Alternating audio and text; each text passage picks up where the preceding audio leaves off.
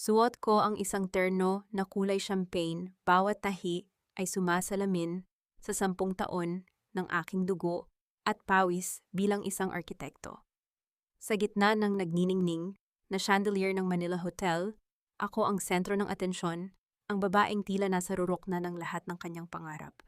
Ngunit bago ko pa man mabigkas ang aking pasasalamat, isang malamig na bulong ang dumapo sa aking tenga mula sa likuran. Pirmahan mo na ang special power of attorney na ito, Cheska, bago ka pa nila tuluyang kaladkarin palabas sa harap ng live stream ni Tita Marilu.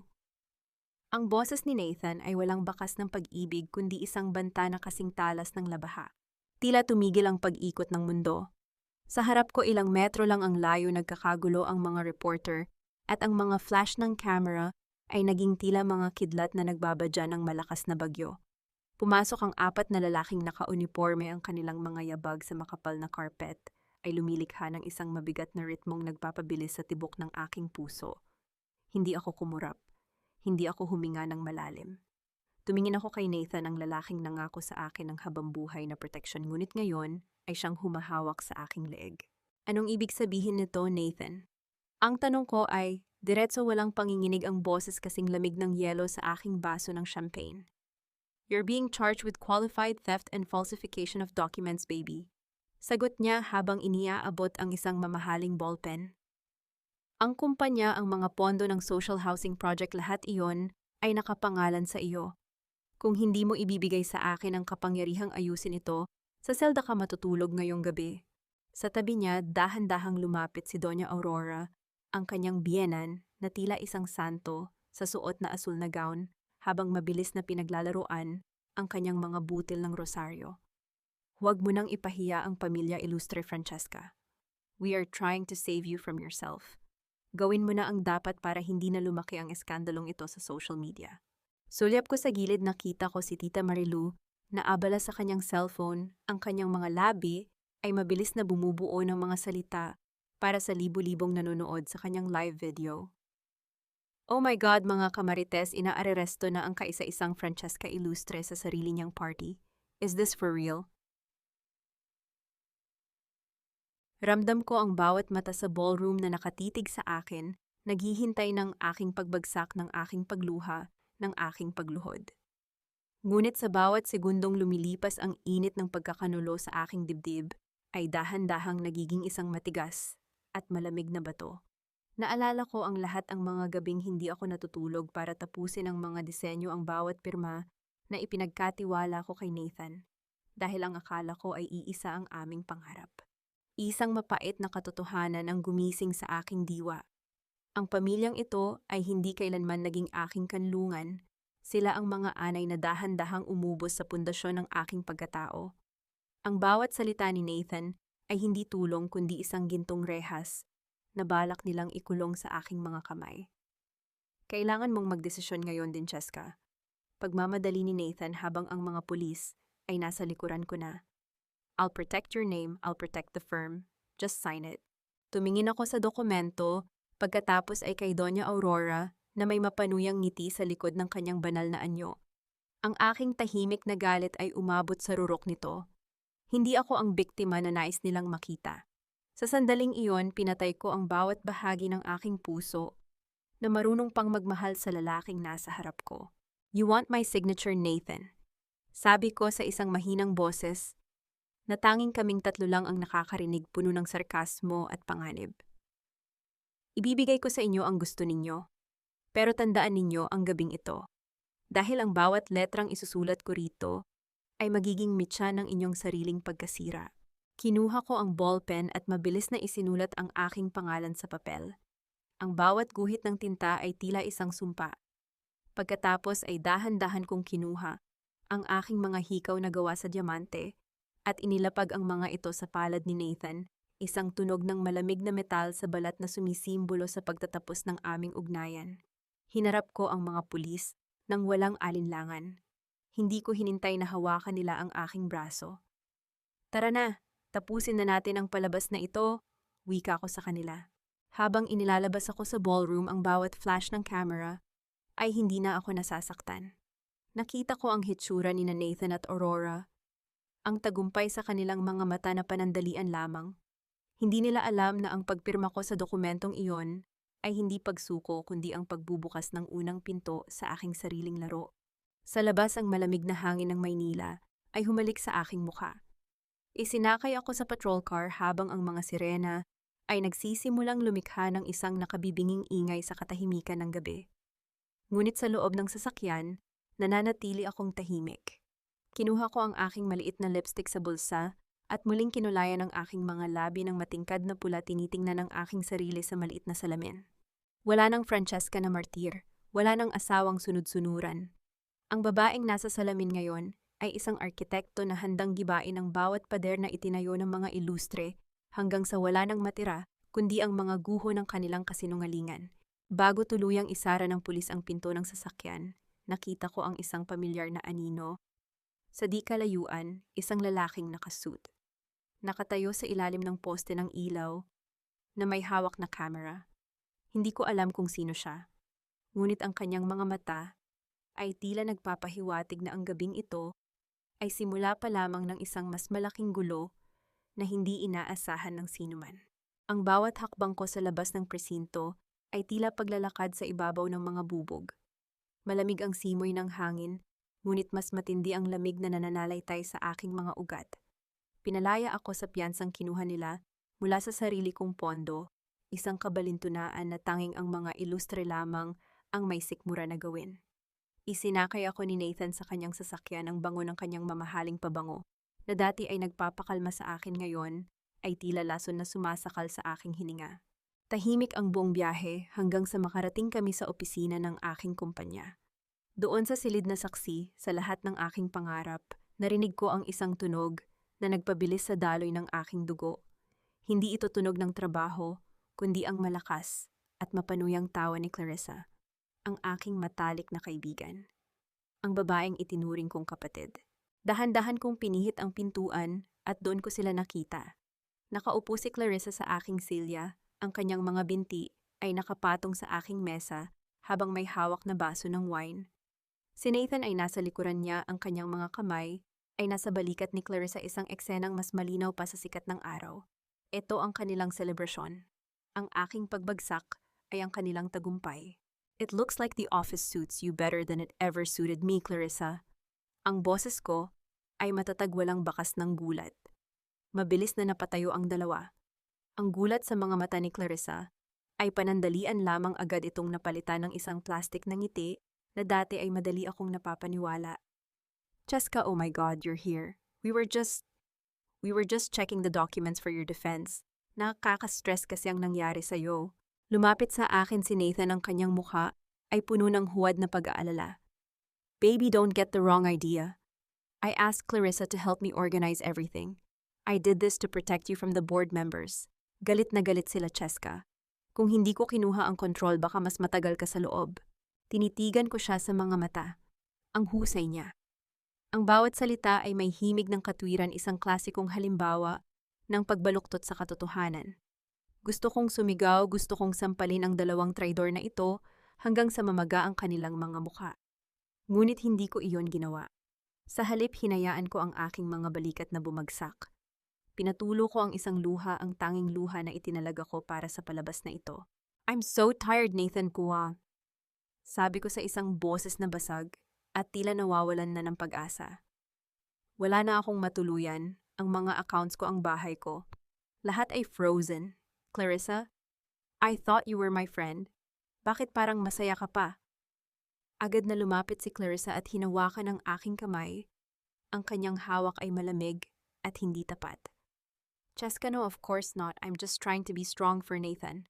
He's been a mess since you were arrested. Huwag kang mag-isip ng ganon. Tumingin ako kay Nathan, nagpapaawa. Maaari ba akong manatili sa guest house ng mansyon? Kahit pansamantala lang habang inaayos ang kaso, wala na akong ibang mapupuntahan.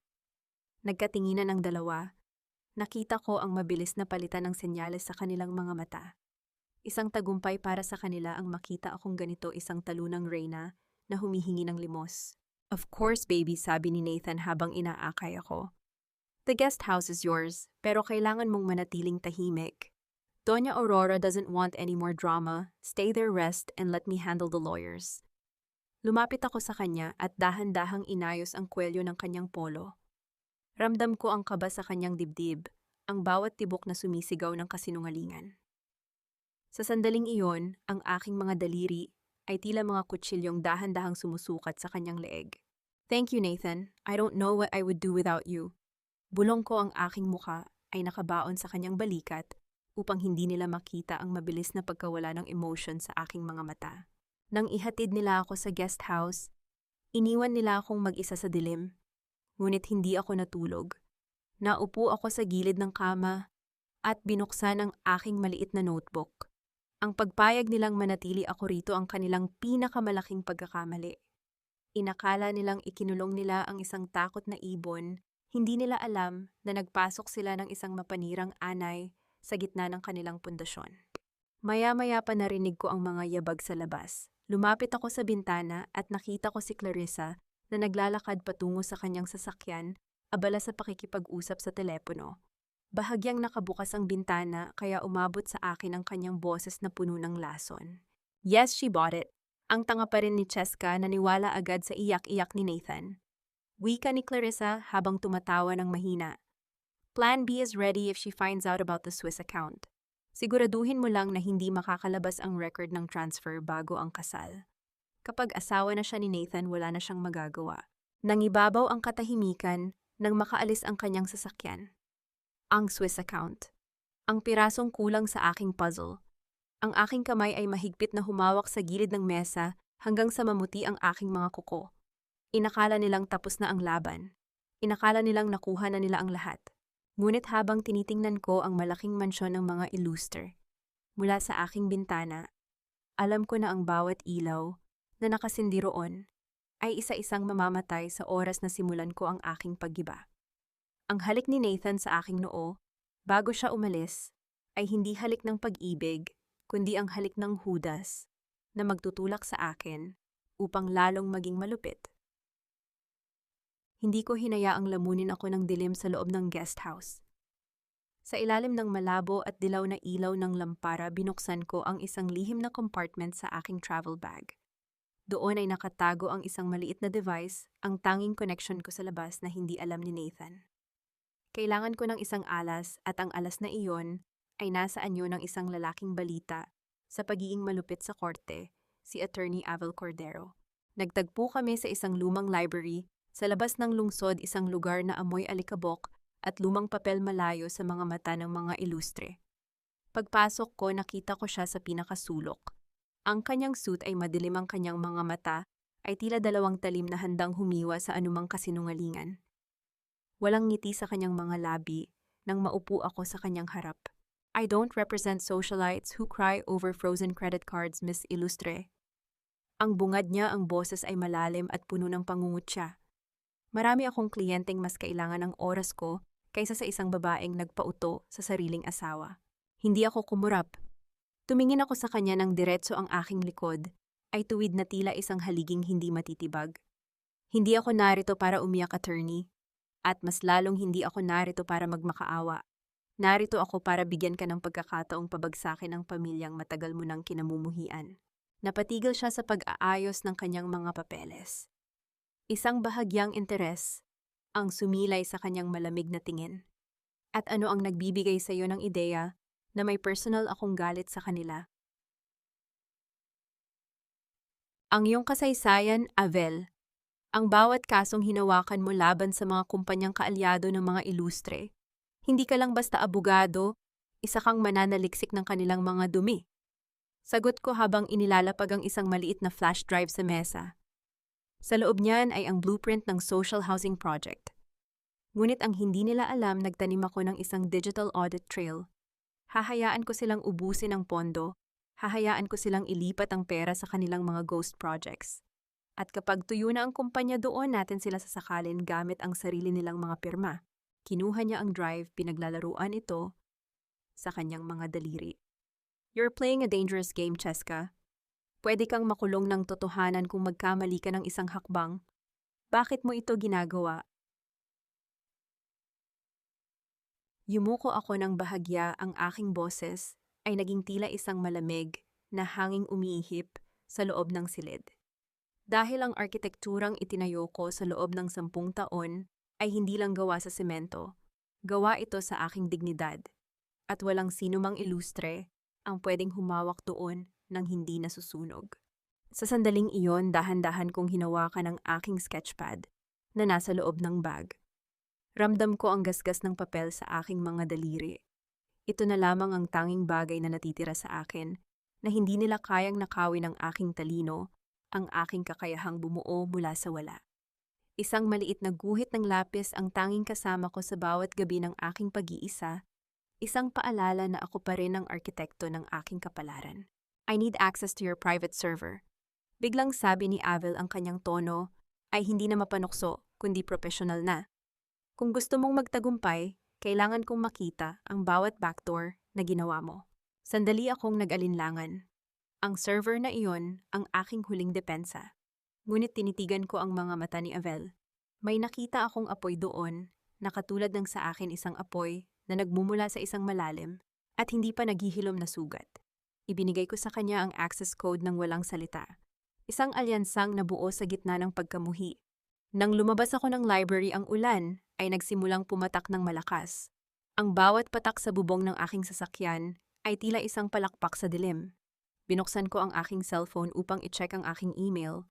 Isang mensahe mula sa isang hindi kilalang sender ang bumungad sa akin. Walang subject. Walang pangalan. Isang pangungusap lamang ang nakasulat.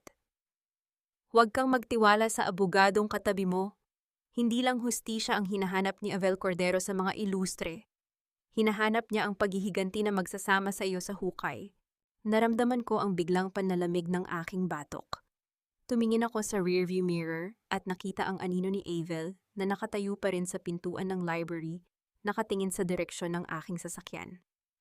Ang kanyang mukha ay hindi mabasa, tila isang estatwa ng bato sa gitna ng unos.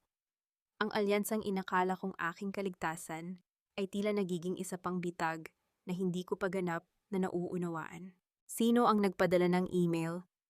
At ano ang tunay na motibo ni Avel? Sa mundong ito na binuo ng mga kasinungalingan, ang bawat taong inaakala mong kakampi ay may hawak na kutsilyo sa likod, naghihintay lamang ng tamang pagkakataon upang itarak ito sa iyong puso. Ngunit hindi nila alam ang pusong balak nilang saktan ay matagal nang naging bato sa lamig ng kanilang pagkakanulo. Ang amoy ng insenso at ang mahinang bulong ng mga dasal ang sumalubong sa akin pagpasok sa mansyon ng mga ilustre. Doon sa gitna ng malawak na dining hall na napapalibutan ng mga antigong santo, nakaupo si Doña Aurora. Ang kanyang mukha ay tila isang maskara ng kabanalan, habang ang kanyang mga daliri ay mabilis na hinahaplos ang mga butil ng kanyang kulay gintong rosaryo. Sa kanyang tabi si Nathan ay nakayuko, tila isang batang walang sariling paninindigan. "Halika rito, Francesca," ang tawag ni Doña Aurora. Ang boses ay malambot, ngunit may talim na hindi maitatago. Ang kasalanan ay kailangang hugasan bago dumating ang araw ng kasal. Ang kahihiyang idinulot mo sa amin ay isang madilim na mantsa sa pangalan ng aming pamilya. Hindi ako sumagot. Naglakad ako papalapit sa kanya, ramdam ang bigat ng bawat hakbang sa makintab na sahig. Isang pilak na palanggana na may maligamgam na tubig ang inilapag sa aking harapan ng isang katulong. Tumingin si Doña Aurora sa akin, ang kanyang mga mata ay nagniningning sa katuwaan habang nakikita ang aking pagpapakumbaba. "Lumuhod ka," utos niya. "Hugasan mo ang aking mga paa bilang tanda ng iyong pagsisisi. Sabi sa Biblia, ang mapagpakumbaba ay itataas, ngunit ang mapagmataas ay ibabagsak. Ikaw na nagnakaw sa sarili mong kumpanya ay kailangang matutong yumukod sa mga taong nagligtas sa iyo mula sa kulungan." Nararamdaman ko ang pag-init ng aking mukha, hindi dahil sa hiya, kundi dahil sa naglalagablab na puot. Napilit kong ikinukulong sa aking dibdib. Tiningnan ko si Nathan, naghahanap ng kahit katiting na rason para manatili ang aking paggalang sa kanya, ngunit nanatili siyang tahimik. "Mom is right, Cheska. It's for your own soul. Just do it, Pat." Bulong ni Nathan nang hindi tumitingin sa akin. Dahan-dahan akong lumuhod. Ang lamig ng sahig ay tumagos sa aking mga tuhod, ngunit ang aking isip ay nananatiling matalas at malamig. Habang inilulubog ko ang aking mga kamay sa tubig, palihim kong pinindot ang recorder sa aking relo na nakatago sa ilalim ng manggas ng aking damit. Ginawa ko lang naman ang lahat para sa pamilyang ito. Panimula ko sa isang boses, na tila malapit ng maiyak isang mahusay na pagpapanggap. Kahit ang pagpirma sa mga dokumentong iyon, na hindi ko naman lubos na nauunawaan ginawa ko dahil sabi ni Nathan, ay para ito sa ikabubuti ng lahat.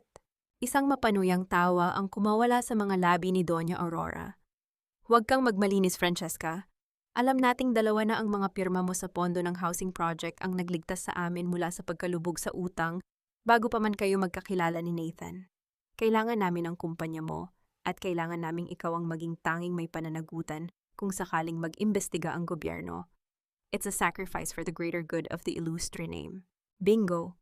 Ang bawat salita niya ay naitatala isang matibay na ebidensya ng kanilang sabuatan. Ipinagpatuloy ko ang paghuhugas sa kanyang mga paa. Ang bawat patak ng tubig na bumabagsak sa palanggana ay tila tunog ng isang orasan na nagbibilang sa nalalabing oras ng kanilang kapangyarihan. Bawat haplos ko sa kanyang balat ay may kalakip na panunumpa na darating ang araw na siya ang luluhod sa aking harapan upang humingi ng tawad. You're doing well, child, sabi ni Aurora habang hinahawakan ng aking ulo, isang kilos na tila pagbabasbas, ngunit pakiramdam ko ay tila pagpataw ng sumpa.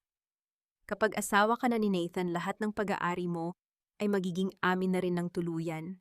Iyon ang tunay na kahulugan ng pamilya. Nang matapos ang ritual, inutusan akong kumuha ng isang espesyal na alak sa cellar para sa kanilang selebrasyon. Habang naglalakad ako sa madidilim na pasilyo ng mansyon, lumayo ako sa direksyon ng kusina.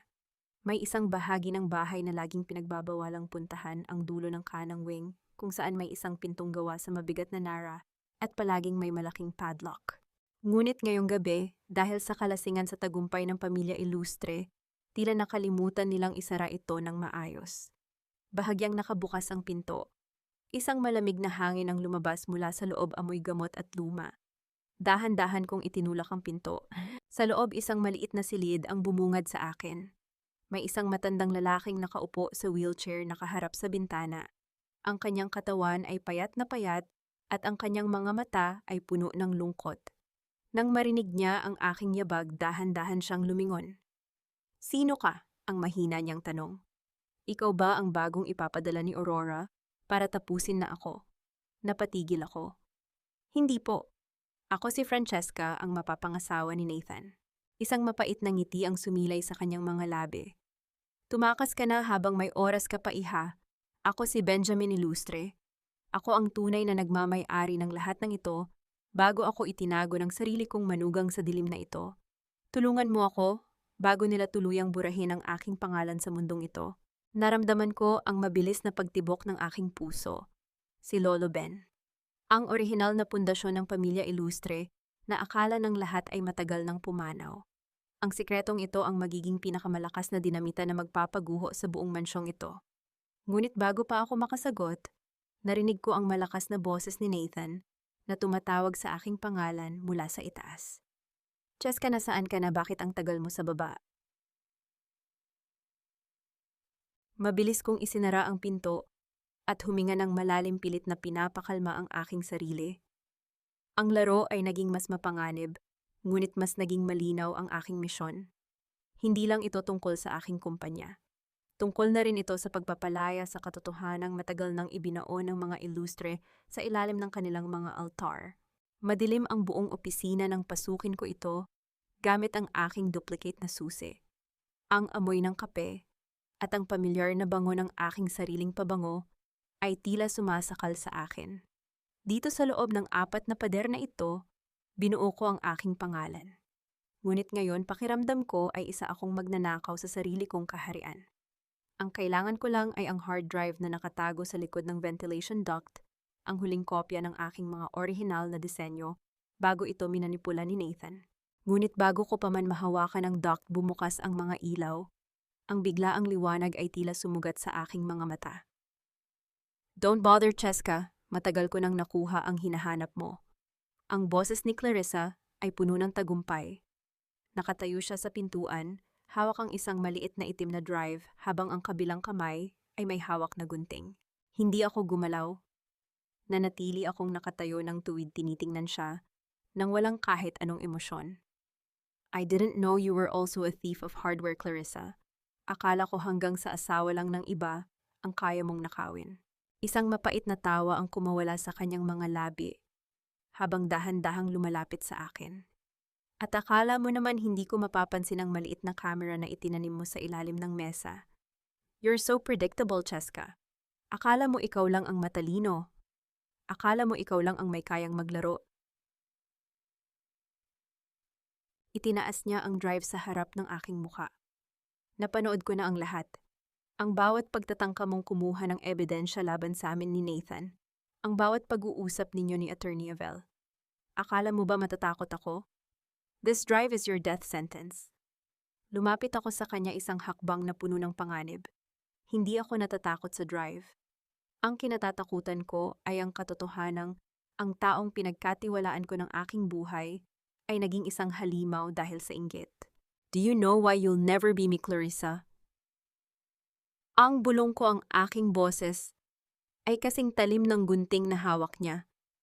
Kahit makuha mo pa ang lahat ng drive sa mundong ito, kahit nakawin mo pa ang asawa ko, at ang kumpanya ko hinding-hindi mo makukuha, ang talentong meron ako. You are just a second-rate copycat living in my shadow. Kinuha ko ang isang blueprint sa ibabaw ng mesa, ang disenyo para sa bagong museum na ipinagmamalaki niya kay Nathan na siya raw ang gumawa. This, sabi ko habang tinitingnan ang papel. This is trash. Ang bawat linyang iginuhit mo rito ay mali ang scale. Ang pundasyon nito ay babagsak sa unang lindol pa lang. Katulad mo, Clarissa. Isang magandang fasad pero bulok ang loob. Sa isang mabilis na galaw, hinawakan ko ang gilid ng blueprint at marahas itong pinunit sa harap ng kanyang mukha. Ang tunog ng napupunit na papel ay tila musika sa aking pandinig. Pinunit ko ito ng paulit-ulit hanggang sa maging maliliit na piraso na tila snow na nalalaglag sa sahig. How dare you, tigom ka? Sigaw ni Clarissa ang kanyang mukha ay namumula na sa galit. Itinaas niya ang gunting na tila sasaksakin ako, pero hindi ako gumalaw. Tinitigan ko siya ng diretso sa mga mata hanggang sa siya ang unang umiwas. Sige, ituloy mo, Chad, hamon ko sa kanya. Dagdagan mo ang kaso ko. Pero tandaan mo ito, Clarissa, ang perang nakuha ninyo sa Swiss account, yun ang magiging mitya ng iyong pagbagsak. Hindi mo alam kung kanino ka talaga nakikipaglaro. Biglang namutla si Clarissa nang mabanggit ko ang Swiss account. Ang kanyang kamay na may hawak na gunting ay nagsimulang manginig. Paano mo nalaman ang tungkol doon? Hindi ko siya sinagot. Sa halip kinuha ko ang aking bag at nagsimulang maglakad palabas. Keep the drive, Clarissa. I have something better than a video. I have the truth. At ang katotohanan iyon ay dudurog sa inyo ni Nathan sa mismong araw ng inyong kasal. Nang makarating ako sa pintuan, lumingon ako sa huling pagkakataon. Nakita ko siyang nakatayo sa gitna ng mga pinunit na papel, tila isang talunang kontrabida sa isang pelikulang siya rin ang sumulat ng katapusan. Oh, and one more thing. Dagdag ko ng may malamig na ngiti. Ang gown na sisirain mo mamaya, don't bother. I have a better one. Isang gown na isusuot ko habang pinapanood ko kayong kalad ka rin palabas ng simbahan. Mabilis akong lumabas ng opisina habang naririnig ko ang kanyang hysterical na sigaw sa likuran. Ngunit ang aking tagumpay ay panandalian lamang. Pagpasok ko sa aking sasakyan, nakita ko ang isang notification sa aking laptop. Ang aking private server ay sinusubukang pasukin mula sa isang hindi kilalang IP address at ang lokasyon hindi sa opisina, kundi sa mismong bahay ni Attorney Avel. Naramdaman ko ang mabilis na pagpintig ng ugat sa aking sentido. Ang panganib ay hindi lang nanggagaling sa mga kaaway na nasa harap ko, kundi pati na rin sa taong inakala kong aking huling alas. Ang hard drive na hawak ni Clarissa ay maaring maglaman ng ebidensya, pero ang impormasyong nasa server ko ay ang susi sa aking buong pagkatao. Hindi ninyo ako matatalo. Bulong ko sa aking sarili habang mabilis na pinaandar ang sasakyan. Ako ang arkitekto ng larong ito at walang gusaling itinayo ko ang hahayaan kong gumuho nang hindi ko gusto. Panaka, hindi ako kumatok. Gamit ang master key na ibinigay sa akin ng administrator ng building, dire-diretso akong pumasok sa penthouse ni Attorney Avel Cordero. Ang tanging liwanag sa loob ay nagmumula sa tatlong malalaking monitor sa kanyang mesa. Doon nakita ko ang pamilyar na interface ng aking private server.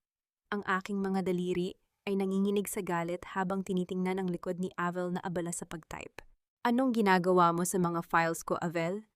Ang boses ko ay tila bulong ng kamatayan sa gitna ng katahimikan. Dahan-dahan siyang lumingon. Walang gulat sa kanyang mukha, tanging ang pagod na makikita sa ilalim ng kanyang mga mata. Sinisiguro kong hindi ka mabubura sa mapa, Cheska. Doña Aurora's hackers are trying to brute force your encryption. Kung hindi ko ito inunahan, lahat ng ebidensyang nakalap natin ay maglalaho na parang bula sa loob ng 5 minuto. Lumapit ako sa kanya, ang aking mga mata ay nakapikit ng bahagya sa pagdududa. At bakit kailangang sa personal mong computer? Bakit hindi mo ako tinawagan? Tumayo siya at lumapit sa akin sapat na malapit para maamoy ko ang hinalong amoy ng kape at sigarilyo. Because trust is a luxury you can't afford right now even with me. Pero kailangan mong malaman ang totoo. Hindi lang ito tungkol sa kumpanya mo, Cheska. Tungkol ito sa tatay mo. Napatigil ako. Ang pangalan ng aking ama ay isang sugat na matagal ko nang ibinaon. Anong kinalaman ni Papa rito? Binuksan ni Avel ang isang folder na may label na 1,994 na land titles. Ang lupa kung saan nakatayo ang mansyon ng mga ilustre. Hindi yon nabili ni Doña Aurora. Ninakaw iyon sa tatay mo bago siya namatay. Ginamit nila ang isang peking foreclosure agreement para makuha ang ari-arian habang ang tatay mo ay nasa ospital. Iyon ang dahilan kung bakit kinuha ka ni Nathan, hindi dahil mahal ka niya, kundi dahil ikaw ang huling buhay na link sa legal na pagmamay-ari ng lupang iyon. Kapag kasal na kayo, ang bawat claim mo ay automatikong mapupunta sa kanya. Ang bawat salita ni Avel ay tila isang martilyo na dumudurog sa bawat alaala ko kay Nathan. Hindi lang nila ako ninanakawan ng kasalukuyan, ninakawan din nila ako ng aking nakaraan. Bakit mo ito ginagawa, Avel? Tanong ko, ang aking boses ay gumaralgal sa unang pagkakataon. Anong mapapala mo rito? Huminga siya ng malalim at tumingin sa malayo. Ang nanay ko, siya ang unang asawa ni Benjamin Ilustre bago siya nilason at ikinulong ni Aurora. Namatay ang nanay ko sa hirap habang ang mga Ilustre ay nagpapakasasa sa yaman na dapat ay sa amin. I am not just your lawyer, Cheska. I am the ghost they failed to kill. Isang biglang pag-unawa ang dumating sa akin. Kami ay dalawang sugatang kaluluwa na pinagtagpo ng iisang kaaway. Ngunit bago ko pa man maibuka ang aking bibig para magpasalamat, naalala ko ang babala ni Lolo Ben, ang mga titulo. Bumalik ako sa mansyon ng hating gabi, dahan-dahang tinatahak ang madilim na pasilyo patungo sa lihim na silid. Ang tunog ng aking paghinga ay tila napakalakas sa katahimikan ng bahay. Nang buksan ko ang pinto, naroon pa rin si Lolo Ben, tila naghihintay sa akin. Nahanap mo ba? Ang paos niyang tanong. Wala rito ang mga titulo, Lolo Ben, bulong ko. Nasa ilalim ng sahig. Sa ilalim ng altar ni Aurora, turo niya gamit ang kanyang nanginginig na daliri. Doon niya itinatago ang lahat ng kanyang mga kasalanan. Mabilis akong nagpunta sa prayer room. Ang amoy ng mga kandila ay nakakasuffocate. Lumuhod ako sa harap ng altar, hindi para magdasal, kundi para maghanap ng butas. Gamit ang isang maliit na screwdriver, dahan-dahan kong inangat ang isang bahagi ng kahoy na sahig. Walang ingay, walang pagmamadali.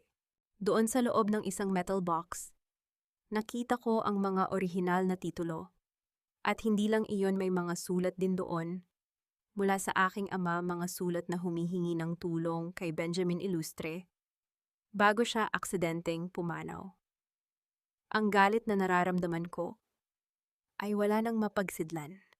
Ang pamilyang ito ay hindi lang mga magnanakaw, sila ay mga mamamatay tao ng pangarap. Nang papalabas na ako ng mansyon, bitbit ang mga dokumento, isang itim na sasakyan ang huminto sa dulo ng kalsada. Nagtago ako sa likod ng malaking puno ng acacia. Nakita ko ang isang figurang lumabas. Mula sa driver's seat, si Avel. Ngunit hindi siya mag-isa. Mula sa kabilang pinto lumabas si Nathan. Nakita ko ang pagpapalitan nila ng isang makapal na sobre. May ibinulong si Nathan at tumawa ng malakas, habang si Avel ay tumango lamang at tinanggap ang sobre bago mabilis na umalis. Ang panginig sa aking kalamnan ay hindi na dahil sa lamig. Ang email na natanggap ko ay tila nagkakatotoo sa harap ng aking mga mata. Ang abogadong inakala kong kakampi sa impyerno ay tila nakikipagkamay sa mismong Diablo na kumuha ng lahat sa akin. Sino ka ba talaga, Avel Cordero? Isang tagapagligtas o isa pang kutsilyo na naghihintay lang ng tamang anggulo para itarak sa aking likod. Ang mga titulo sa aking kamay ay tila naging napakabigat. Sa mundong ito ang katotohanan ay may presyo at tila binili na ni Nathan ang katapatan ng tanging taong pinagkatiwalaan ko. Ang tiwala ay isang maling disenyo sa isang pundasyong gawa sa buhangin. Habang nakatago ako sa likod ng malaking puno ng acacia, pinapanood ang bawat segundong lumilipas. Tila bawat tibok ng aking puso ay isang pako na ibinabaon sa sarili kong kabaong. Ang sobrang tinanggap ni Avel mula kay Nathan ay hindi lang basta papel. Iyon ang huling piraso ng aking pag-asa na gumuho sa harap ng aking mga mata. Walang matira, Avel. Siguraduhin mong sa araw ng kasal wala na siyang kahit isang sentimo sa pangalan niya. Ang boses ni Nathan ay umaling-aungaw sa tahimik na gabi puno ng kasakiman. Hindi sumagot si Avel. Isang tipid na tango lamang ang ibinigay niya bago pumasok sa kanyang sasakyan. Nang makaalis sila, nanatili akong nakatayo sa dilim. Ang mga dokumentong nakuha ko sa ilalim ng altar ay mahigpit kong naitago sa aking dibdib, ngunit ang bigat ng mga ito ay tila naging semento na dahan-dahang naglulubog sa akin sa putikan. Wala na akong kakampi. Ang arkitekto ay mag-isa na sa gitna ng kanyang gumuguhong gusali. Sa halip na bumalik sa mansyon, dinala ako ng aking mga paa sa isang lugar na hindi kailanman pupuntahan ng isang ilustre, ang gilid ng riles ng tren sa Caloocan. Doon sa gitna ng mga barong-barong na amoy usok at basang basura, hinanap ko ang isang maliit na dampa. Ito ang address na nakuha ko mula sa mga lumang record ni Benjamin Illustre. Sino ang hinahanap mo, magandang dalaga? Ang tanong ng isang matandang babae na nakaupo sa labas ng isang maliit na tindahan.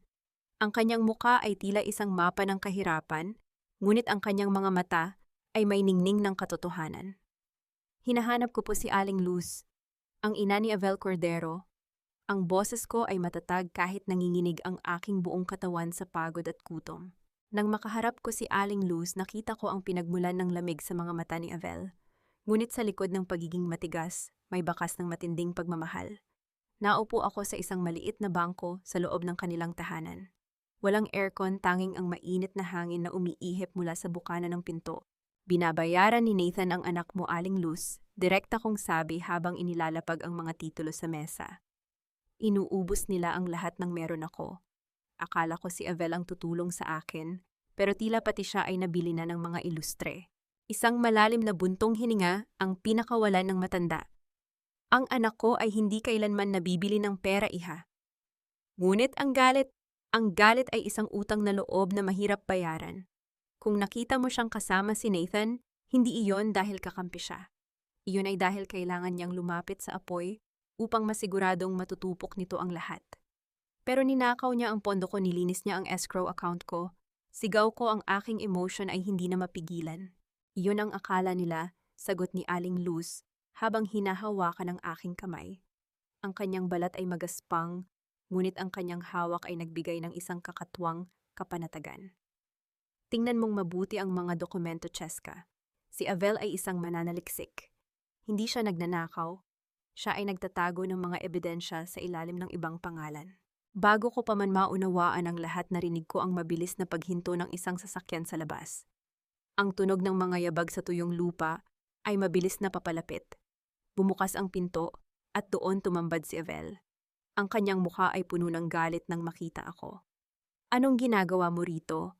Ang boses niya ay tila kulog sa loob ng maliit na silid. Sabi ko sa iyo, huwag kang lalabas ng guest house. Para mas mapadali ang pakikipagkasundo mo kay Nathan. Tumayo ako at hinarap siya. Ang aking mukha ay ilang pulgada na lamang mula sa kanya. Nakita ko kayo, Avel.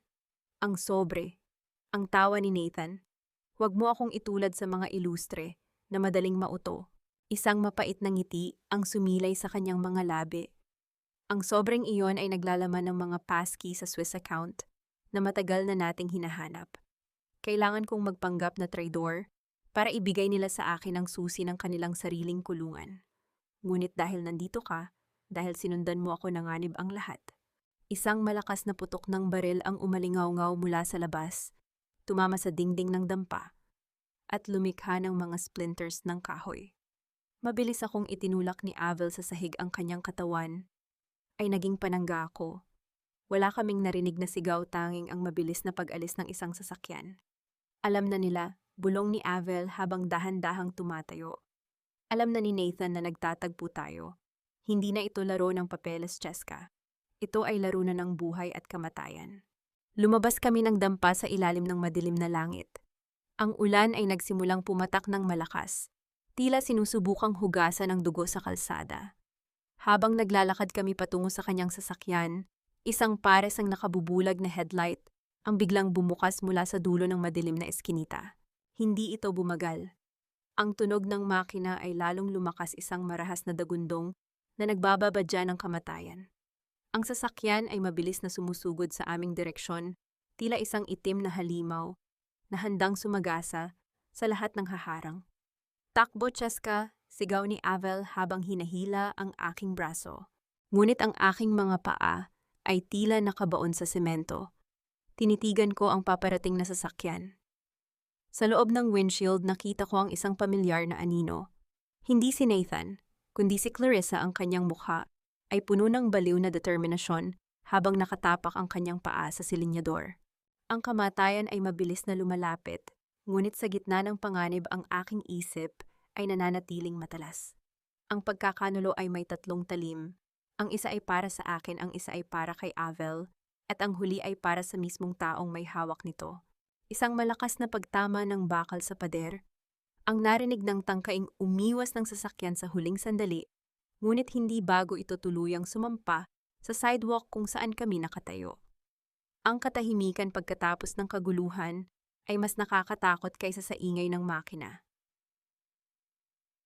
Ang usok mula sa makina ng sasakyan ni Clarissa ay dahan-dahang humalo sa malamig na hangin ng gabi. Ang tunog ng pag-uumpog ng bakal sa sementong pader ay tila isang malupit na batingaw na nagtapos sa katahimikan. Hindi ako sumigaw. Lumapit ako sa sasakyang nayupi ang harapan ng aking mga mata. Ay nakatitig kay Clarissa, na dahan-dahang gumagalaw sa loob, hirap na humihinga, habang ang kanyang ulo ay nakasandal sa manibela. Ito na ba ang pinakamahusay na disenyo mo para sa kamatayan ko, Clarissa? Ang tanong ko sa isang boses na walang kahit anong emosyon. Masyadong padalos-dalos, masyadong emosyonal. Katulad ng lahat ng gawa mo, walang maayos na pundasyon. Hindi siya nakasagot. Hinila ako ni Avel palayo bago pa man dumating ang mga tao. Hayaan mo na siya. Ang batas ang tatapos sa kanya, Cheska. Kailangan nating bumalik sa mansyon. Bukas na ang araw na hinihintay nila. At bukas din ang araw na luluhod sila. Pagbalik ko sa mansyon ng mga ilustre, tila walang nangyari. Ang mga katulong ay abala sa pag-aayos ng mga bulaklak at ang amoy ng mga puting rosas ay bumabalot sa bawat sulok, tila sinusubukang takpan ang amoy ng kabulukan ng pamilyang ito. Pumasok ako sa aking silid kung saan naghihintay ang aking sastre para sa huling fitting ng aking gown. Isang gown na hindi galing sa pondo ni Nathan, kundi isang espesyal na disenyo na matagal ko nang itinago, isang baluti na nagkukunwaring tela. Bumukas ang pinto at pumasok si Doña Aurora, ang kanyang mukha ay puno ng huwad na ningning. Francesca, sa wakas. You look like a saint in that white dress. Tandaan mo, kapag naglakad ka na sa aisle, bukas dala mo ang dangal ng mga ilustre. Huwag na huwag kang gagawa ng kahit anong eksena o sisiguraduhin kong ang tatay mo ay hindi lang mabubura sa kasaysayan, kundi magiging katatawanan sa harap ng lahat. Tiningnan ko siya sa salamin. Ang aking mukha ay kalmado, tila isang lawa na walang kahit anong alon. Huwag kayong mag-alala, Doña Aurora. Ang gagawin ko bukas ay hindi ninyo makakalimutan habang buhay. It will be a historic day for everyone. Nang makaalis siya, narinig ko ang malakas na pagbagsak ng mga gamit sa kabilang silid, ang silid ni Nathan. Nagmamadali akong pumunta roon at nakita ko siyang balisa, hawak ang kanyang laptop habang pilit na tumatawag sa telepono. Nawawala ang pera, ang 5 milyong peso na inilipat ko sa Swiss account. Naglaho na parang bula, sigaw ni Nathan, ang kanyang mukha ay namumula sa galit at takot. Dahan-dahan akong lumapit, ang aking mukha ay puno ng huwad na pag-aalala.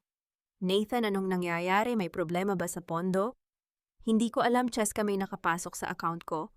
Lumingon siya sa akin, ang kanyang mga mata ay puno ng pagdududa. Nathan, kanina ko pa napapansin si Clarissa. Bulong ko, ang aking boses ay tila isang laso na dahan-dahang pumapasok sa kanyang isip. Nakita ko siyang may hawak na mga papeles ng bangko sa library kanina at narinig ko siyang may kausap tungkol sa isang ticket papuntang Singapore para sa flight bukas ng madaling araw. Ano ang dagundong ni Nathan? Clarissa, hindi niya magagawa sa akin yon. I hope so, Nathan. Pero nalaman ko ring itinago niya ang itim na drive na hinahanap mo sa loob ng kanyang vanity mirror case.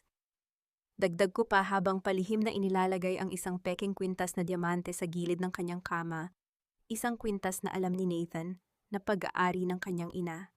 Eksaktong pumasok si Clarissa sa silid, may benda sa kanyang noo mula sa aksidente kanina. Bago pa siya makapagsalita, sinunggalingan na siya ni Nathan ng isang malakas na mura. Nasaan ang pera, Clarissa? Tatakas ka na ba? Sigaw ni Nathan habang hinahablot ang bag ng babae. Anong pinagsasabi mo, Nathan? Galing lang ako sa ospital. Muntik na akong mamatay dahil sa babaeng yan. Turo ni Clarissa sa akin, ang kanyang boses ay hysterical. Huwag mong ituro si Cheska, nakita ko ang ticket mo. At ito, itinaas ni Nathan ang peking kwintas na aking itinanim. Magnanakaw ka na rin ba pati ng alahas ng nanay ko? Nagsimula ang isang marahas na sagutan sa pagitan ng dalawang traidor. Ang mga sigaw nila ay umaling-aungaw sa buong mansyon. Si Clarissa ay pilit na nagpapaliwanag tungkol sa aksidente, ngunit sa tingin ni Nathan ito ay isa lamang palabas para pagtakpan ang kanyang pagnanakaw. Ang kanilang alyansa na binuo sa kasakiman ay mabilis na naglalaho, tila isang bahay na gawa sa baraha na hinipan ng malakas na hangin. Lumabas ako ng silid at pumunta sa balkonahe, bitbit ang isang baso ng wine. Mula sa malayo, pinanood ko ang gulo sa loob ng silid. Ang bawat sigaw ni Clarissa at bawat mura ni Nathan ay tila isang masarap na himig sa aking pandinig.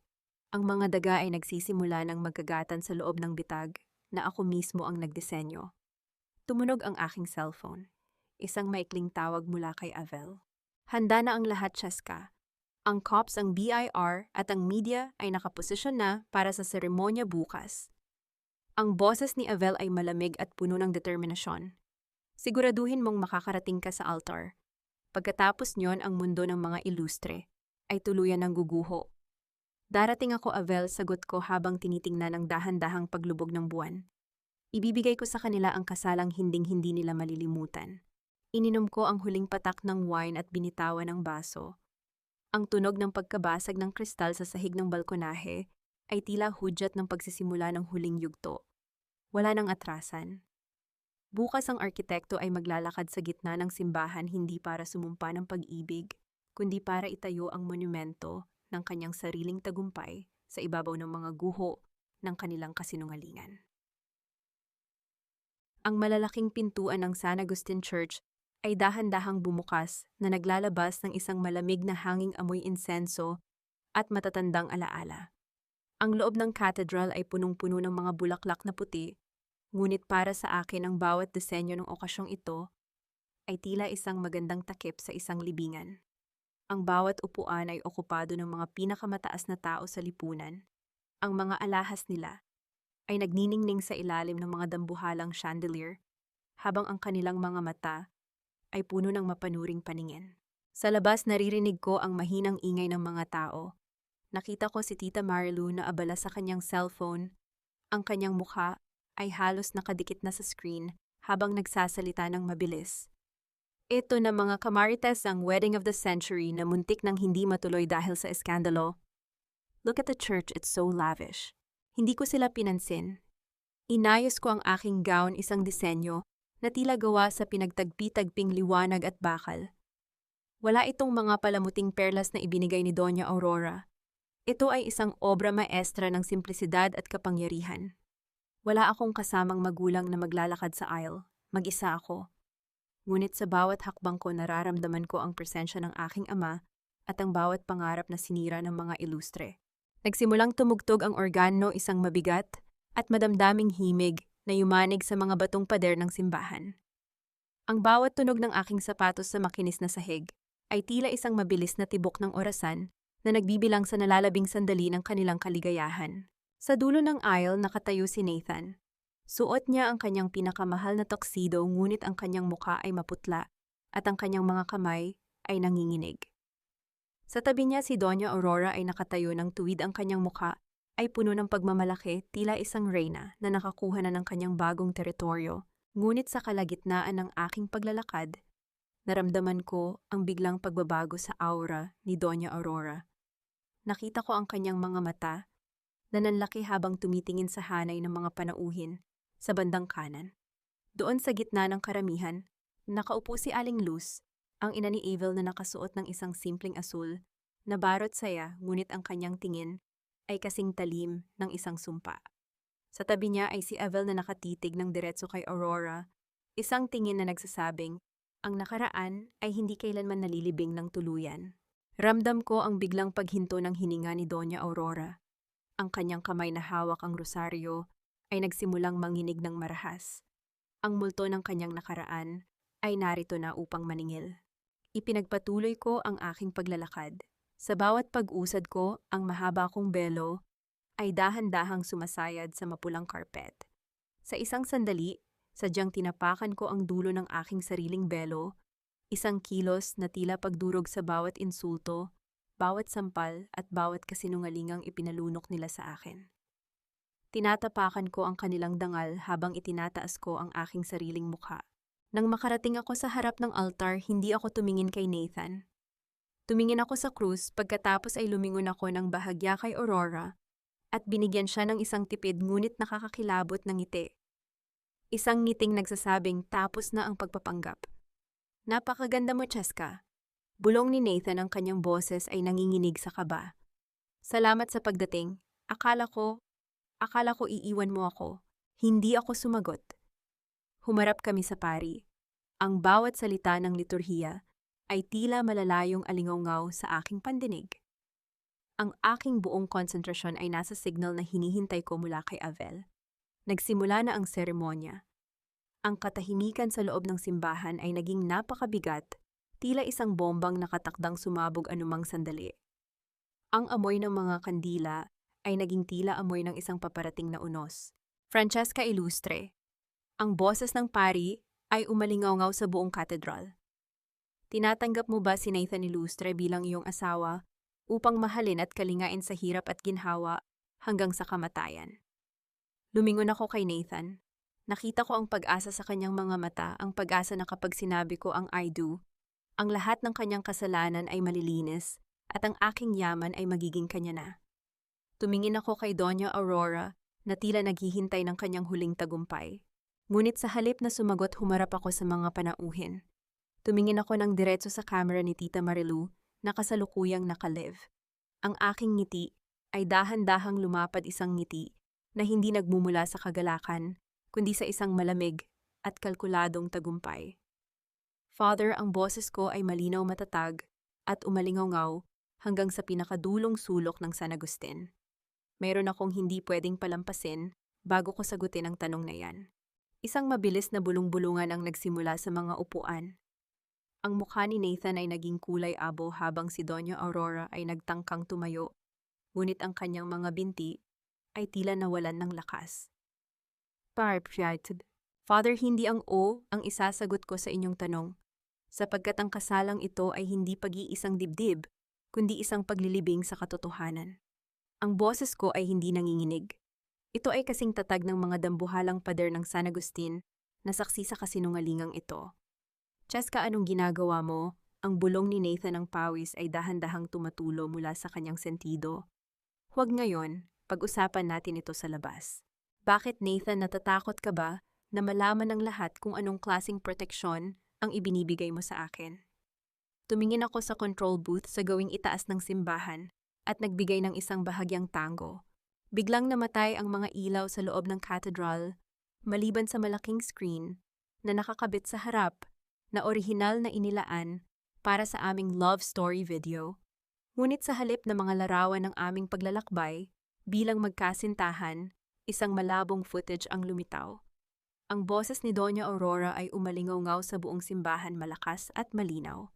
Kailangan namin ang kumpanya mo at kailangan naming ikaw ang maging tanging may pananagutan kung sakaling mag-imbestiga ang gobyerno. It's a sacrifice for the greater good of the illustre name. Ang mga panauhin ay sabay-sabay na napasinghap.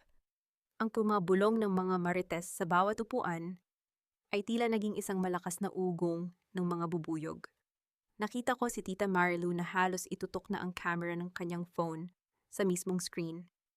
Ang kanyang mukha ay puno ng matinding gulat at katuwaan sa balitang kanyang nasasagap. Hindi pa doon nagtapos. Ang video ay nagbago lumitaw ang kuha sa opisina ni Nathan, kung saan sila ay naghahalikan ni Clarissa, kasunod ang usapan nila tungkol sa paglilipat ng pondo sa Swiss account.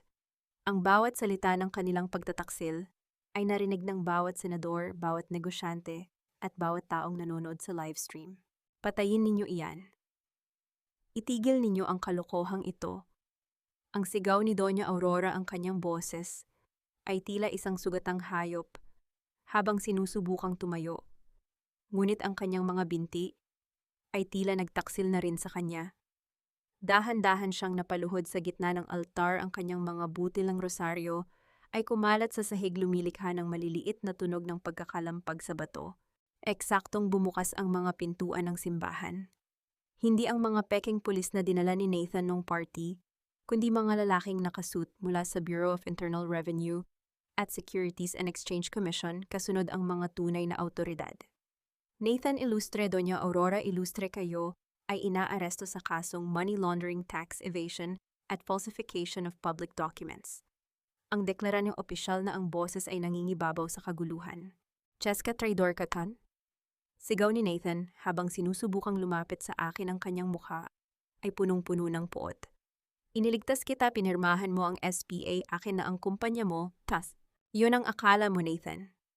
Lumapit ako sa kanya, ang aking boses ay naging tila isang malamig na hanging umiihip sa loob ng templo. Ang pinirmahan ko ay hindi special power of attorney. Ito ay isang voluntaryong pag-amin ng inyong mga illegal na transaksyon na ikaw mismo ang nag-authorize gamit ang access code na ibinigay mo kay Avel. Akala mo ba ay niloloko ni Avel ang account ko? Hindi. Inilipat niya ang pera sa isang escrow account na nakapangalan sa pundasyon ng tunay na biktima ng pamilyang ito, ang nanay niya. Lumingon ako kay Avel na ngayon ay naglalakad papalapit sa amin. Kinuha niya ang kanyang salamin at tumingin kay Doña Aurora. Hindi mo na ako nakikilala, Aurora. Ako ang anak ng babaeng ninakawan mo ng buhay at dangal. At ngayong araw kukunin ko na ang lahat ng interes sa utang na loob na kinalimutan ninyong bayaran. Walang hiya kayo, ang sigaw ni Aurora habang sinusubukang abutin ang laylayan ng aking gown. Ngunit mabilis akong umiwas. Lahat ng ito ay akin. Ang mansyon ng lupa. Ang lupa ay hindi kailanman naging sa inyo. Pagputol ko sa kanyang histerya. Inilabas ko ang mga orihinal na titulo na nakuha ko mula sa ilalim ng kanyang altar. Ninanakaw ninyo ito sa tatay ko, pero sa tulong ni Lolo Ben ang katotohanan ay nakalabas na. Kayo ang walang tirahan ngayon, Aurora. Kayo ang magbabayad sa bawat sentimong ninakaw ninyo. Ang cathedral na dati ay puno ng paggalang ay naging isang eksena ng ganap na pagbagsak. Ang pamilya Illustre, na itinuring ng mga Diyos ng lipunan, ay dahan-dahang kinakaladkad palabas ng mga pulis sa harap ng libu-libong saksi. Si Clarissa ay nakita ring hinuhuli sa dulo ng simbahan, pilit na nagtatago sa ilalim ng kanyang belo. Tinitigan ko ang bawat isa sa kanila. Walang luha sa aking mga mata. Tanging ang pakiramdam ng isang malaking pasanin na dahan-dahang naalis sa aking mga balikat. Ang arkitekto ay natapos na sa kanyang pinakamahalagang proyekto, ang paggiba sa isang kuta ng kasamaan. Ngunit habang iniisip kong tapos na ang lahat, nakita ko ang mabilis na pagbunot ni Nathan ng isang bagay mula sa ilalim ng kanyang tuxedo jacket habang nakikipagbuno sa mga pulis. Ang kinang ng metal sa ilalim ng ilaw ng chandelier ay tila isang babala ng kamatayan. Kung babagsak ako, Cheska, isasama kita, ang kanyang huling sigaw na puno ng desperasyon bago itinutok ang baril sa aking direksyon. Ang katahimikan sa loob ng simbahan ay muling naghari, ngunit sa pagkakataong ito ay katahimikan ng matinding takot, habang ang lahat ay naghihintay sa susunod na mangyayari. Ang aking puso ay tumibok ng malakas sa aking dibdib, ngunit ang aking mga mata ay nanatiling nakatitig sa lalaking inakala kong mahal ko naghihintay. Kung meron nga ba siyang sapat na lakas upang tapusin ang disenyong ito gamit ang aking dugo. Ang ingay ng kaguluhan sa loob ng San Agustin ay biglang napawi na palitan ng isang nakakabinging katahimikan nang makita ng lahat ang dulo ng baril ni Nathan na nakatutok sa aking dibdib. Ang bawat panauhin ay tila naging mga estatwa sa takot, habang ang mga kamera ng media ay nanatiling nakatutok sa amin, kinukuha ang bawat segundo ng dispersyon ng isang lalaking nawalan ng lahat. Isang hakbang patyas ka, at itutuloy ko ito, isasama kita sa impyernong ginawa mo para sa amin. Ang bulyaw ni Nathan, ang kanyang boses ay piyok at puno ng pangangatog. Nanginginig ang kanyang kamay, ang pawis ay bumabalisbis sa kanyang mukha. Sinisira ang imahe ng isang makapangyarihang ilustre. Sa halip na umatras o sumigaw, dahan-dahan akong humakbang pabalik sa kanya. Walang panginginig sa aking mga tuhod. Tinitigan ko siya ng diretso sa mga mata, ang mga matang dati ay tinitingnan ko ng may pagmamahal, ngunit ngayon ay wala nang makita, kundi ang isang duwag na nagtatago sa likod ng bakal. You don't have the guts, Nathan. Sa buong buhay mo, wala kang ginawang desisyon na hindi idinidikta ng nanay mo.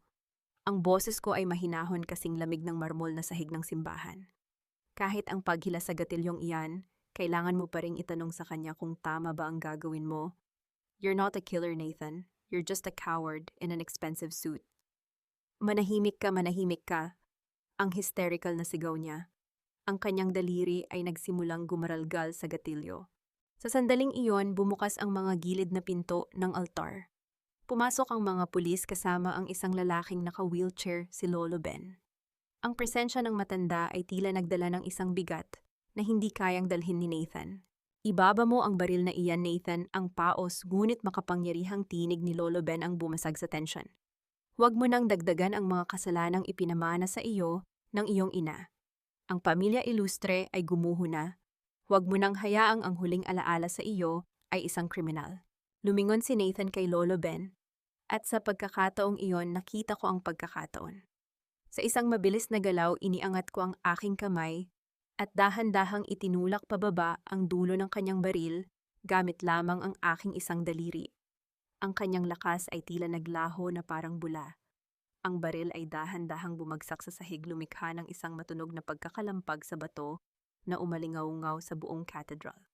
Agad na sumugod ang mga pulis at pinadapa si Nathan. Ang kanyang mga sigaw ng pagprotesta ay nauwi sa mahinang hikbi habang nilalagyan siya ng posas. Sa kabilang dulo ng simbahan, nakita ko si Clarissa na pilit na kumakawala sa mga gwardya. Ang kanyang bag ay bumuka at nagkalat sa sahig. Ang mga alahas na tinangkanyang itakas. Ang mga ninakaw na hiyas ng mga ilustre, na ngayon ay naging ebidensya ng kanyang sariling kasakiman. Lumapit ako kay Doña Aurora na nakasalampak pa rin sa sahig. Ang kanyang mamahaling trahe de mestiza ay puno na ng dumi, ang kanyang buhok ay gulo-gulo at ang kanyang mga mata ay nakatitig sa screen kung saan ang kanyang imperyo ay patuloy na dinudurog ng mga komento ng libu-libong tao. Ang hiya na kinatatakutan ninyo, Aurora, narito na, bulong ko sa kanya. Hindi ninyo ito matatakpan ng kahit anong donasyon o dasal. Mula ngayon ang pangalang ilustre ay magiging kasing kahulugan ng pandaraya. Hindi pa tapos ito, Francesca. Ang mahina ngunit puno ng puot na banta ni Aurora habang isinasakay siya sa patrol car. May mga kaibigan pa ako, may pera pa ako. Ngunit bago pa siya makatapos, ipinakita ni Avel ang kanyang cellphone sa harap ng mukha ng matanda. Isang breaking news ang bumungad sa kanila. Illustre Group of Companies isinailalim na sa receivership. Lahat ng assets frozen. Ang kanyang mga kaibigang politiko ay isa-isa nang naglalabas ng mga statement na kumokondena sa kanya upang iligtas ang kanilang sariling pangalan. Nang isara ng pulis ang pinto ng sasakyan, tumingin si Aurora sa bintana at nakita ang isang post sa social media na may milyon-milyong shares, isang larawan niya na nakaposes may caption na, "Ang banal na mapagkunwari, the end of the illustres." Iyon ang huling sandali na nakita ko ang liwanag sa kanyang mga mata bago ito napalitan ng ganap na kadiliman. Naiwan akong nakatayo sa labas ng simbahan habang ang mga sirena ng pulis ay dahan-dahang lumalayo. Ang hangin ay tila naging mas magaan. Ang ulan na kanina ay nagbababadya, ay nagsimula ng pumatak tila sinusubukang linisin ang bawat sulok ng San Agustin mula sa mga bakas ng pagkakanulo. Lumingon ako kay Avel na nakatayo sa tabi ng aking sasakyan.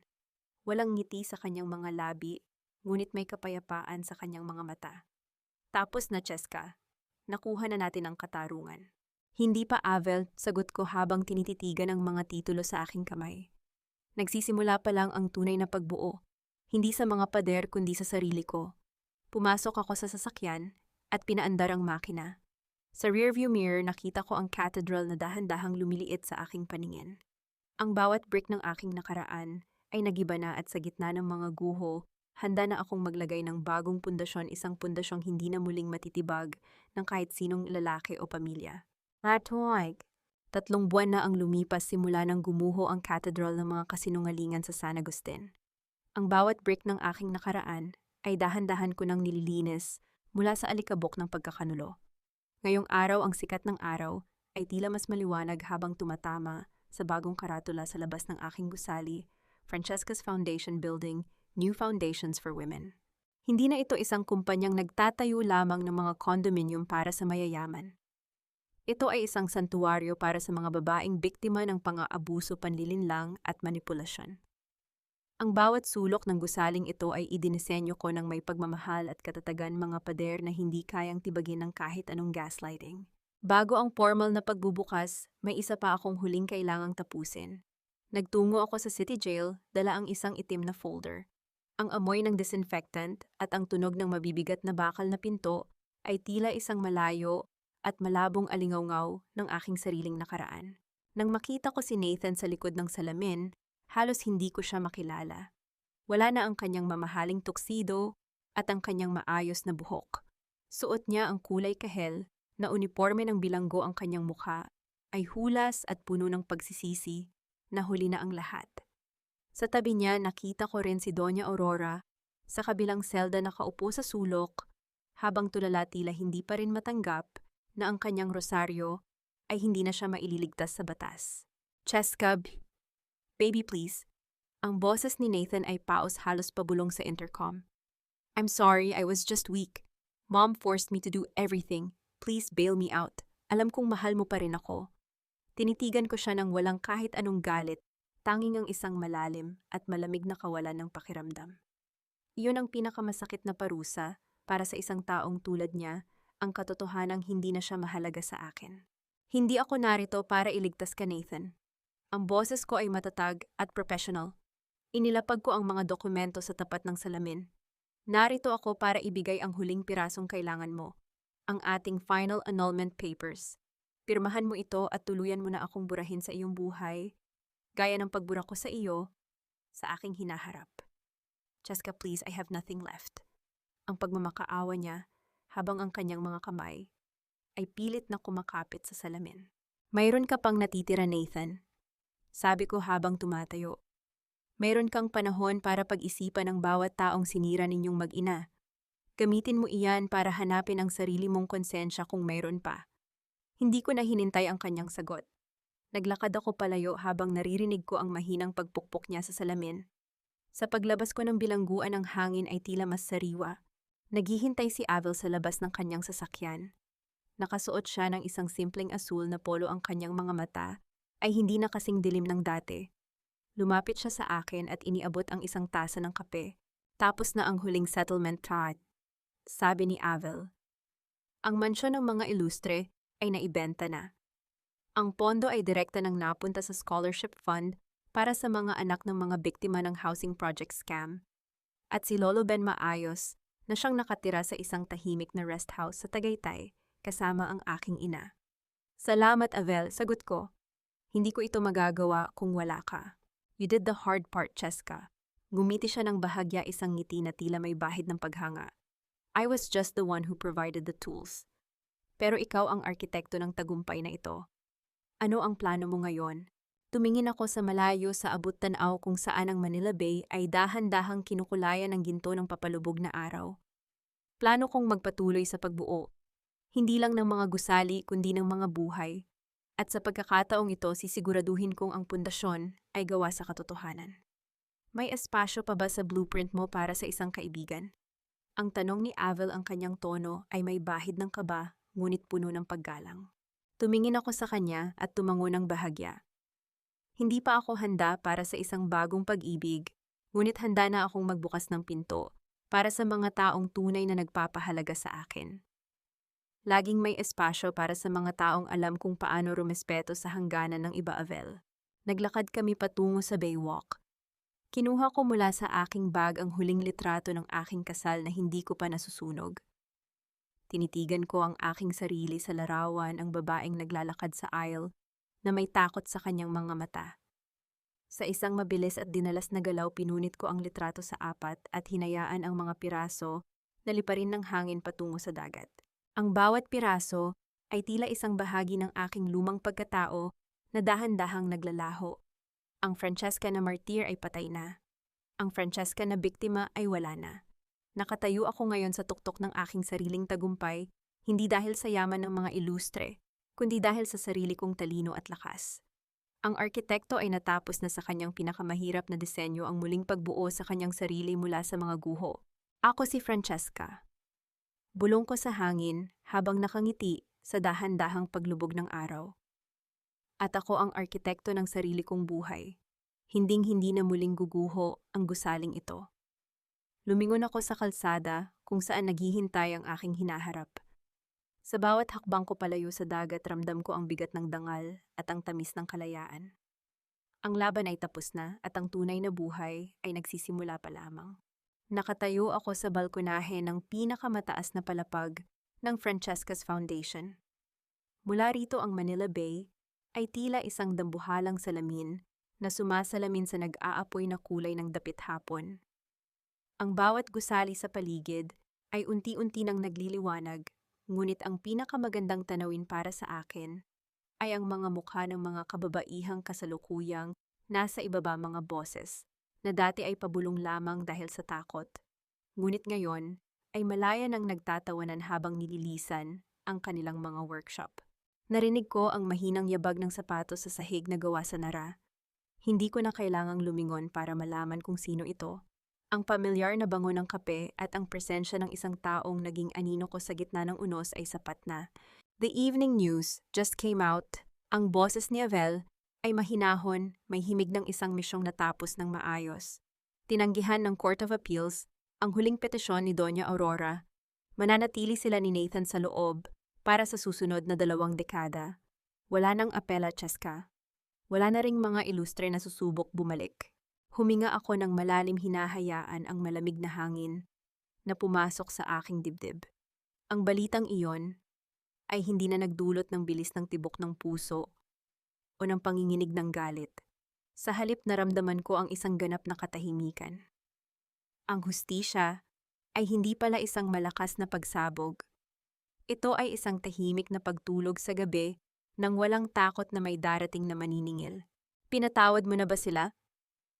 Tanong ni Avel habang tumatabi sa akin. Ang kanyang balikat ay bahagyang dumidikit sa akin, isang simpleng haplos na nagbibigay ng init sa gitna ng hangin. Ang pagpapatawad ay hindi para sa kanila, Avel. Sagot ko habang nakatingin sa malayo. Pinatawad ko ang sarili ko dahil hinayaan kong maging bulag sa loob ng mahabang panahon. Ang mga ilustre sila ay naging bahagi na lamang ng blueprint ng buhay ko na kailangang gibain para makapagtayo ng mas matibay na pundasyon. Hindi ko sila kailangang patawarin para maging malaya. Ang paglimot sa kanila ang aking huling regalo sa aking sarili. Isang maliit na batang babae, anak ng isa sa mga arkitekto sa aking foundation, ang tumakbo patungo sa akin. May hawak siyang isang sariwang gumamela na kulay matingkad na pula. Inabot niya ito sa akin nang may malawak na ngiti, ang kanyang mga mata ay nagniningning sa pag-asa na tila hindi pa nadungisan ng anumang sakit. Para sa inyo po, Architect Cheska. Sabi po ni Mama, kayo daw po ang nagtayo ng bahay namin, ang masayang wika ng bata. Kinuha ko ang bulaklak at dahan-dahang hinaplos ang buhok ng bata. Sa sandaling iyon, ang lahat ng sakripisyo, ang bawat sampal na tinanggap ko, at ang bawat luhang pinigilan ko ay nagkaroon ng kabuluhan. Ang aking tagumpay ay hindi nasusukat sa dami ng perang nabawi ko, kundi sa dami ng mga pamilyang nabigyan ko ng pagkakataong bumangon ng may dangal. Dahan-dahan kaming naglakad ni Avel pababa sa lobby ng gusali. Ang bawat empleyado ay bumabati ng may tunay na paggalang, isang paggalang na hindi idinikta ng takot o kapangyarihan, kundi ng paghanga sa isang babaeng nahanap ang kanyang sariling boses sa gitna ng katahimikan. Huminto kami sa tapat ng malaking painting sa lobby, isang abstract na disenyo ng isang cathedral na gumuho, ngunit mula sa mga guho nito ay may tumutubong mga puting rosas. Ito ang simbolo ng aking paglalakbay. Isang paalala na ang bawat pagkawasak ay simula lamang ng isang mas magandang paglikha. Handa ka na ba sa susunod nating proyekto? Tanong ni Avel, ang kanyang kamay ay dahan-dahang humawak sa aking palad. Hindi ito mahigpit kundi isang pag-alalay, isang pangako na sa pagkakataong ito hindi ako maglalakad ng mag-isa sa dilim. Handa na ako, Avel, sagot ko habang nakangiti sa kanya. Pero sa pagkakataong ito tayo ang susulat ng mga patakaran. Wala nang itatagong lihim, wala nang mga huwad na altar. Lumabas kami ng gusali at sinalubong ang gabi ng Maynila. Ang bawat pusina ng mga sasakyan at ang ingay ng lungsod ay tila isang masiglang orkestra na nagdiriwang sa aking pagbabalik. Hindi na ako ang Francesca Ilustre na nakakulong sa isang gintong rehas. Ako na si Francesca, ang arkitekto na marunong nang magpahalaga sa sarili, marunong nang lumaban, at higit sa lahat marunong nang magmahal ng may kasamang talino at paggalang. Ang huling aral na natutunan ko sa gitna ng mga guho, ang dangal ay hindi ibinibigay. Ito ay itinatayo. At ang pinakamatibay na pundasyon na maaari mong magawa ay ang pagmamahal sa sarili na walang sinumang lalaki ang pwedeng kumuha. Nilingon ko ang gusali sa huling pagkakataon bago kami pumasok sa sasakyan.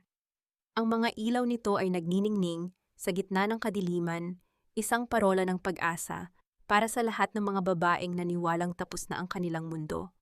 Ang aking kwento ay hindi nagtatapos sa isang kasal kundi sa isang panimula ng isang buhay na tunay na akin. Ang pagbangon ay hindi lamang pagtayo mula sa pagkadapa. Ito ay ang pagpili na maglakad ng may taas na bitbit, ang mga pilat ng nakaraan bilang mga medalya ng iyong katapangan. Denis Tuap.